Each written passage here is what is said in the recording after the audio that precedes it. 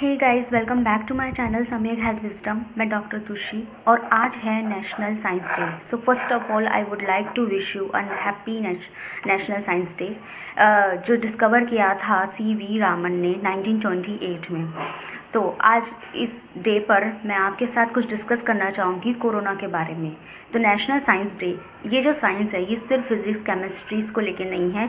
ये साइंस जो है ये आपके बायोलॉजी से हटके भी कुछ होता है, जिसे कहते हैं मेडिकल साइंस। तो मेडिकल साइंस के अंदर जो रीसेंट टॉपिक है, रीसेंट जो बात चलती है वो ऑब्वियसली कोरोना के ऊपर है। तो हमें पता होना चाहिए कि how corona virus react with the human cell. तो क्या होता है कि ऐसा वायरस के अंदर ऐसी कौन सी क्वालिटी है, उस वायरस में ऐसी कौन सी क्वालिटी है कि वो इतनी जल्दी से बॉडी के अंदर रिएक्ट कर जाती है, ह्यूमन सेल के साथ इतनी जल्दी रिएक्ट कर जाती है। तो कुछ तो उसमें क्वालिटी होगी ना जो अदर वायरस इससे हटके होगी।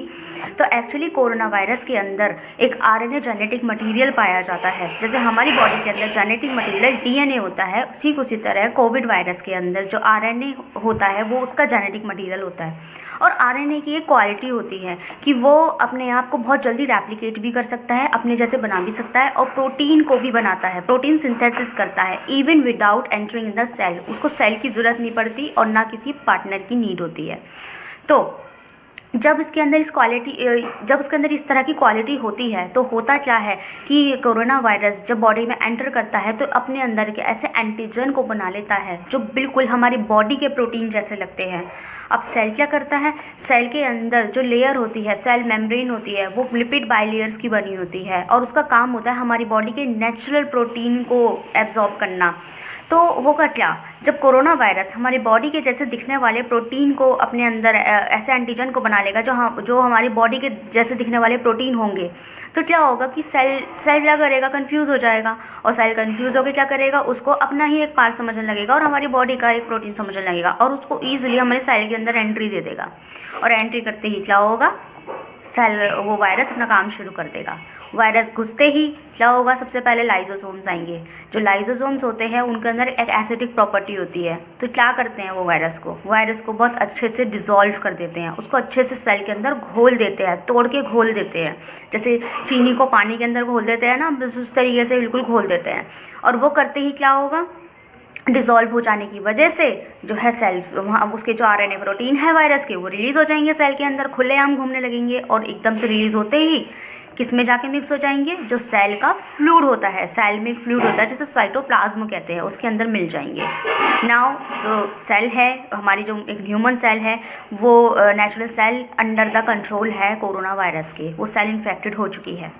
अब नेक्स्ट क्या होगा, नेक्स्ट ये होता है कि हमारी बॉडी में न्यूक्लियस के पास में कुछ एंडोप्लाज्मिक रेटिकुलम के कुछ ऑर्गेनेलीज भी पाई जाती है।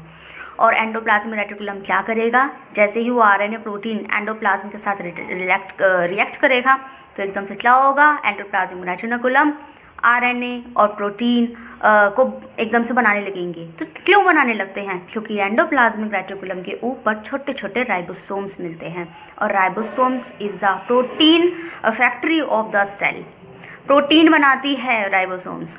तो ऑलरेडी वहाँ पे वायरल के प्रोटीन्स, आरएनए प्रोटीन आ चुके हैं। तो राइबोसोम क्या करेगा, उस प्रोटीन को और बना देगा और उनको बढ़ावा दे देगा। तो बढ़ावा देने के बाद क्या होगा, आरएनए प्रोटीन की तादाद बढ़ गई। उसके बाद क्या हुआ, देन गोल्गी कॉम्प्लेक्स ने अपना काम कर दिया और Golgi complex act as a post office, act as a traffic police. वो क्या करेगा, पूरी सेल के अंदर उसको फैला देगा। किस फॉर्म में, पहले उसको एक वायरल का स्ट्रक्चर देगा और पूरी सेल में फैला देगा। अगेन लाइसोसोम अपना काम करने आ जाएंगे, उस जो जितने भी वो आरएनए प्रोटीन वायरस जो है उस सेल में फैल चुके हैं, लाइसोसोम आएंगे, उनको फिर से डिज़ोल्व कर देंगे क्योंकि उसका काम डिज़ोल्व करना था, एसिडिक प्रॉपर्टी थी। फिर से वो उसको डिज़ोल्व कर देंगे और क्या होगा, अब ये वायरस सेल टू सेल फैलना शुरू हो गया है। तो पहले एक सेल होती है, फिर वो अपने जैसे दूसरी सेल को इन्वॉल्व करता है, फिर तीसरी सेल को इन्वॉल्व करता है और इस तरह इंसान कोविड वायरस से ग्रसित हो जाता है कम्प्लीटली। अब ये किस तरह की सेल्स होती हैं, क्या बॉडी के हर सेल्स में कोविड वायरस होता है, तो फिर रेस्पिरेशन ही क्यों ज़्यादा इन्वॉल्व होता है।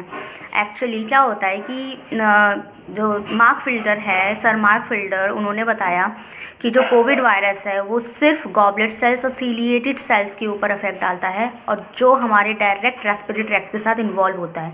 इसलिए कोविड वायरस बॉडी में जैसी एंट्री करता है तो रेस्पिरेशन से रिलेटेड सिम्टम्स दिखाई देते हैं, जैसे कि सांस नहीं ली जा रही है या फिर ब्रीदिंग डिफ़िकल्टी के साथ में स्लीप एपनिया हो रहा है, नींद भी नहीं आ रही है, सांस जो है इन्फेक्शन होता है, इन्फेक्शन हो रहा है, स्पूटम बन रहे हैं, तो जो भी हो रहा है वो रेस्पिरेटरी से रिलेटेड इन्फेक्शंस बन रहे हैं।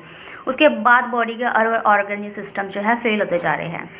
उसके और ये जो पूरा का पूरा जो कंटेंट है वो दिया है ब्रिटिश सोसाइटी ऑफ इम्यूनोलॉजी ने, तो उन्होंने ही ये सब चीज़ें एक अच्छे से कंटेंट के रूप में बताई है। अब ये हम क्यों डिस्कस कर रहे हैं, हमारा पर्पस क्या है इसे डिस्कस करने का। देखिए, अगर हमें पता होगा, अभी भी बहुत से ऐसे मिथ बने हुए हैं कि कोरोना वायरस कुछ नहीं करता, उससे कुछ नहीं होता, ये सब बेकार की बातें हैं, इतना कुछ नहीं होता जितना फैला दिया है। तो मेरा ये बताने का मकसद ही यही है कि आपको पता होना चाहिए कि कोरोना वायरस क्या कर सकता है।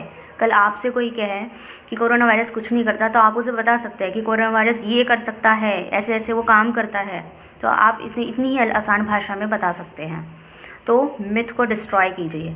सेकंड, हमें अगर मैकेनिज्म पता होगा that how corona virus react with the human cell, तो हम वैक्सीन की इम्पोर्टेंस भी अच्छे से जान सकेंगे कि वैक्सीन किस तरह असर कर रहा होगा। ठीक है, तो वैक्सीन के ऊपर ट्रस्ट कीजिए। नेक्स्ट है कि जो प्रिवेंशंस हैं उनको वैल्यू करो, जैसे कि मास्क लगाना, सैनिटाइज़र का यूज़ करना, मास्क और क्या कहते हैं सोशल डिस्टेंस मेंटेन करना, तो उसको शायद ज़्यादा वैल्यू कर सकेंगे अगर उन्हें एग्जैक्टली मैकेनिज़्म पता होगा तो। और उसके बाद है स्प्रेडिंग द नॉलेज। जिस तरीके से मैं आपके साथ शेयर कर रही हूँ, तो आप भी इसी नॉलेज को अदर लोग के साथ शेयर कीजिए, उनको बताइए कि कितना हार्मफुल हो सकता है कोरोना वायरस हमारे लिए। अभी जो है अपडेट हो गए हैं, ओमिक्रॉन में जो है अपडेट हो गया है वही वायरस। और हाँ, जैसे कोरोना वायरस जो है उसके अंदर एक और क्वालिटी है कि वो अपनी नेचर को बहुत जल्दी चेंज कर रहा है।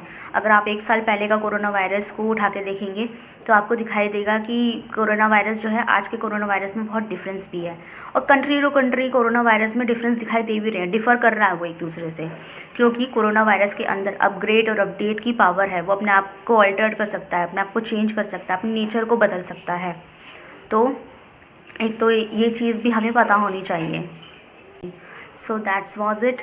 कैसी लगी आपको मेरी ये नॉलेज जो मैंने आपके साथ शेयर करी, वीडियो बताना कैसा लगा, और ये आपके लिए कितना हेल्पफुल रहा है ये भी मुझे बताइएगा कमेंट सेक्शन में। आपने बस क्या करना है, मेरे चैनल को सब्सक्राइब करना है, वीडियो को लाइक करना है, और कुछ भी इंक्वायरी चाहिए हो तो आप मुझे ईमेल भी कर सकते हैं। मेरी ईमेल आईडी आपको कमेंट सेक्शन बॉक्स में मिल जाएगी।